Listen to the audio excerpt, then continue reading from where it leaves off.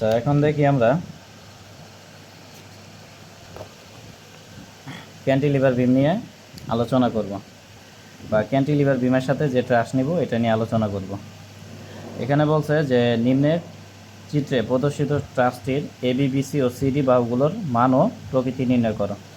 তাহলে আমরা দেখতেছি এখানে যে সাপোর্ট আছে এটা কি ফিক্স সাপোর্ট, তার মানে এটা ক্যান্টিলিভারে আছে।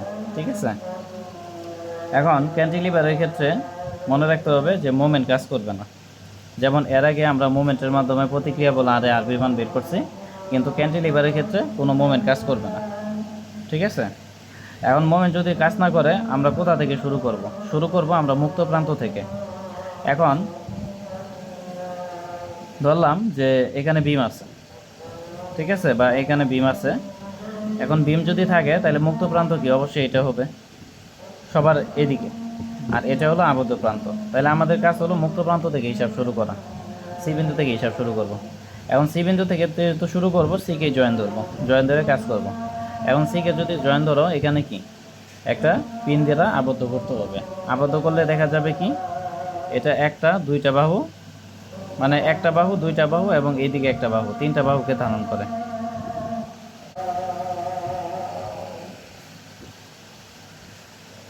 এখন দেখো, তাহলে এখানে একটা পিন দ্বারা আবদ্ধ করব। আবদ্ধ করলে কি হবে, এটা একটা দুইটা এবং তিনটা বাহুকে ধারণ করছে। ঠিক আছে, তাহলে এইভাবে আমরা চিত্রটা নিব। উপরেরটা হলো 3 টন বল, এই যে 3 টন বল, আর এইদিকে একটা নিলাম আর এদিকে অ্যাঙ্গেল করে একটা নিলাম। ঠিক আছে, এখন দেখো এখানে যে বাহু আছে এটার নাম হলো বিসি, তাহলে এই বাহুর বলের নাম কি হবে এফবিসি। আর এখানে যে তির্যক বাহু আছে এটা হলো সিডি, তাহলে এটা বলের নাম কি এফসিডি। এখন দেখো এই যে বাহুটা আছে এটা একটা নির্দিষ্ট কোণে ক্রিয়া করছে, তাহলে এই কোণটার নাম আমরা থিটা ধরে নিলাম। এখন আমরা এই থিটা কোণের মান বের করব। এখন এই যে আমরা থিটা কোণ ধরলাম এটা মূলত কি বিসি বাহু এবং সিডি বাহুর মধ্যবর্তী কোণ। এক কথায় এখানে বিসি বাহু এবং সিডি বাহুর কি মধ্যবর্তী কোণ। তাহলে বিসি এবং সিডিকে যদি বাহু ধরি তাহলে ত্রিভুজ হচ্ছে কি বিসিডি। এই জন্য এখানে আমরা বিসিডি ত্রিভুজটা এঁকে নিয়েছি, বিসিডি, আর এখানে কোণকে থিটা ধরে নিছি। ঠিক আছে, এখন দেখো এখানে আমরা দেখি কি বুঝতেছি যে এটা হলো সমদ্বিবাহু ত্রিভুজ। যদি সমদ্বিবাহু ত্রিভুজ হয় তাহলে এই কোণটা আর এই কোণটা কি পরস্পরের সমান হবে। তাহলে এটার মান যদি থিটা ধরি এটাও কি থিটা হবে, এই জন্য এটাকেও আমরা থিটা ধরে নিলাম। ঠিক আছে, এখন এখানে আমরা একটা কাল্পনিক লম্ব টেনে দিলাম। এখন কাল্পনিক লম্ব টেনছি, টানার পরে দেখো এখানে বিসির মান আছে 3 মিটার। তো যেহেতু এটা একটা সমদ্বিবাহু ত্রিভুজ আমরা কি করছি ভূমির উপর লম্ব টানছি। পুরাটা যদি 3 মিটার হয় তাহলে অর্ধেক কি 1.5 মিটার, আর এইখানে অর্ধেক 1.5 মিটার হয়ে যাবে। আর এখানে দেখো লম্ব দূরত্ব বা উচ্চতা দেওয়া আছে এখান থেকে এই পর্যন্ত 2 মিটার, তাহলে লম্ব দূরত্ব বা উচ্চতা নিলাম 2 মিটার। কি বোঝা গেছে, এটা নিলাম। নেওয়ার পরে দেখো এখন থিটার মান বের করব। তাহলে থিটার মান যদি বের করি এটা মূলত কি লম্ব, তাহলে এখানে যে একটা ত্রিভুজ আছে বা এখানে আমরা একটা নাম দিলাম ডি প্রাইম, তাহলে সিডি ডি প্রাইম সমকোণী ত্রিভুজে টেন থিটা ইকুয়াল কি লম্ব বাই ভূমি। তাহলে এই সমকোণী ত্রিভুজে থিটার বিপরীত বাহু কি ডিডি প্রাইম, তার মানে লম্ব হবে ডিডি প্রাইম বা 2 মিটার। আর ভূমি কত, ভূমি হবে সিডি প্রাইম, তার মানে 1.5 মিটার, এই জন্য 1.5 নিলাম। এখন এখান থেকে যদি আমরা থিটার মান বের করি তাহলে টেনকে এদিকে পাস করে দিলে কি ইনভার্স হয়ে যাবে, তাহলে টেন ইনভার্স নিলাম আর এখানে থাকবে 2/1.5। এখন এটা ক্যালকুলেটর হিসাব করলে 53.13 ডিগ্রি আসবে। ঠিক আছে, এটা হলো। এখন দেখো তাহলে এই থিটার মান আমরা বের করলাম 53.13 ডিগ্রি। কি বোঝা গেছে? আচ্ছা, এখন তাহলে এই হরিজেন্টালের মান কি হবে, হরিজেন্টালের মান হবে বল এফসিডি কস থিটা, আর ভার্টিক্যালের মান কি হবে এফসিডি সাইন থিটা। তাহলে দেখো এখন আমরা কি করব, এখন আমরা সামেশন অফ হরিজেন্টাল নিব।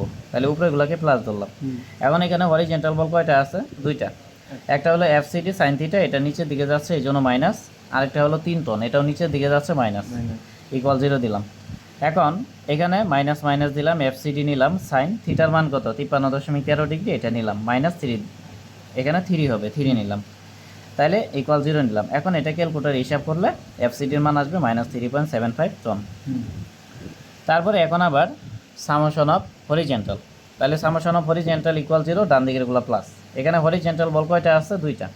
দুইটাই বাম দিকে।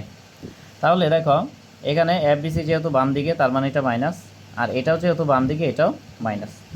এখন মাইনাস নিলাম এফবিসি নিলাম, মাইনাস নিলাম এফসিডির মান আমরা কত পাইছি? 3.75। তাহলে এফসিডির মান 3.75 নিলাম, কস নিলাম, থিটার মান কত? 53.13 ডিগ্রি বা 13 ডিগ্রি ইকুয়াল 0। তাহলে ক্যালকুলেটারে তুলবা, শিফটসল ইকুয়াল দিবা, দিলে বিসির মান আসবে 2.25 টন। যেহেতু এটা প্লাস আসছে এই জন্য এটা টেনসাইল ফোর্স, আর এটা যেহেতু মাইনাস আসছে এই জন্য এটা কি? Compressive force. তারপরে দেখো মুক্ত প্রান্তের কাছাকাছি এরপরে কি আছে এটা দেখতে হবে। মুক্ত প্রান্তের কাছাকাছি এরপরে আছে বি অথবা ডি অথবা বি।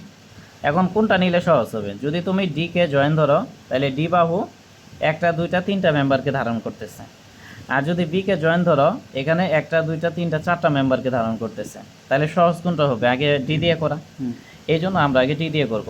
তাহলে এই জন্য লিখবো যে 4D জয়েন্ট বা 4 জয়েন্ট ডি। এটা সি হবে, হ্যাঁ এটা মিস্টেক হয়ে গেছে, এটা সি জয়েন্ট হবে, সি জয়েন্ট। আচ্ছা এখন ডি জয়েন্টটা কেমন? ডি জয়েন্টটা দেখো একটা আছে এইদিকে আরেকটা এইদিকে আরেকটা এইদিকে, তাহলে এইভাবেই নিচ্ছে, একটা এইদিকে একটা এইদিকে আরেকটা এইদিকে। নেওয়ার পরে দেখো তাহলে এদিকে যে বাহুটা আছে এটা সিডি, তাহলে বলের মান কী হবে? এফসিডি। আর এদিকে যে বাহুটা আছে এটা হলো বিডি, তাহলে বলের মান কী হবে? এফবিডি। আর এদিকে যে বাহুটা আছে এটা হলো ডিই, তাহলে বলের মান কী হবে? এফডিই। এটা নিলাম। নেওয়ার পরে দেখো এখন আমরা অ্যাঙ্গেল নিব। তাহলে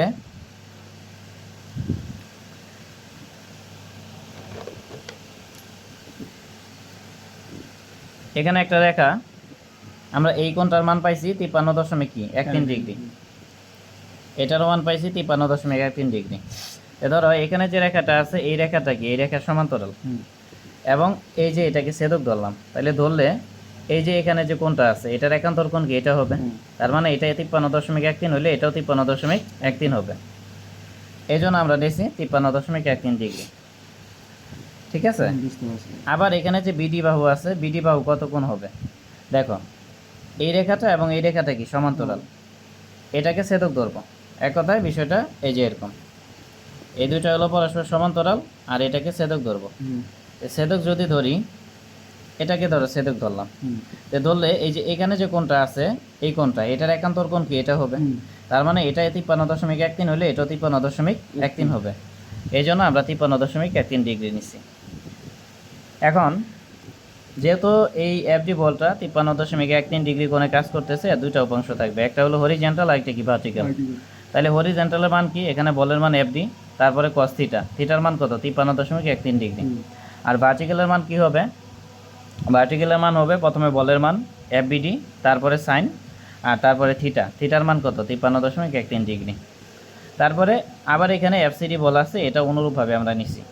এখানে বলের মান এফসিডি, আর হরিজেন্টালের জন্য কি? কস নিব, আর থিটার মান 53.13 ডিগ্রি।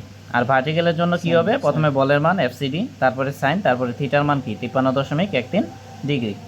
তাহলে এটা বুঝছো কিনা? তাহলে এখন সামেশন অফ ভার্টিক্যাল 0, উপরেরটা প্লাস। এখন ভার্টিক্যাল বল এখানে কয়টা আছে? আচ্ছা এখন এখানে ভার্টিক্যাল বল কয়টা আছে?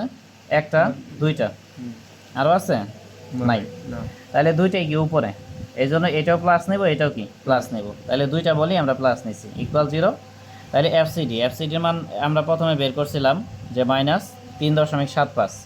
তাইলে এই জন্য আমরা এখানে এফসিডির মানটা -3.75 নিলাম, সাইন এটা নিলাম, এটা নিলাম, আর যা আছে তাই নিলাম। এখন এটা ক্যালকুলেটর হিসাব করব, হিসাব করলে এফবিটির মান আসবে 3.75 টন। তাহলে যেহেতু এটা পজিটিভ এই জন্য কি? টেনসাইল ফোর্স দিলাম। আবার সামেশন অফ হরিজেন্টাল ইকুয়াল 0। এখন হরিজেন্টাল বল কি আছে? প্রথমে আছে এটা, এটা কি? ডান দিকে, এই জন্য এটা প্লাস, এই জন্য প্লাস নিছি। তারপরে দেখো এইদিকে একটা আছে, এটা বাম দিকে, এই জন্য এটা মাইনাস। তারপরে এখানে একটা আছে এফডিই, এটা বাম দিকে, এই জন্য মাইনাস, ইকুয়াল 0। তারপরে এফসিডির মান একটু আগে দেখাইলাম যে এফসিডির মান আমরা কত পাইছি? -3.75। তাহলে এখানে আমরা এফসিডির মান -3.75 নিলাম, cos 53.13 ডিগ্রি নিলাম, ভাই 10 মিনিট হয়ে গেছে। তারপরে মাইনাস নিলাম, শেষ করি এই বিটা, তারপরে এখানে মাইনাস নিলাম, তারপরে এফবিডি। তাহলে এফবিডির মান আমরা কত পাইছি 3.75, তাহলে এফবিডির মান 3.75 নিলাম, cos 53.13 ডিগ্রি নিলাম, মাইনাস এফডিই নিলাম, ইকুয়াল টু 0 নিলাম। তাহলে এটা ক্যালকুলেটারে হিসাব করলে এফডিইর মান আসবে -4.50 টন। যেহেতু এটা মাইনাস, এই জন্য কি কম্প্রেসিভ ফোর্স।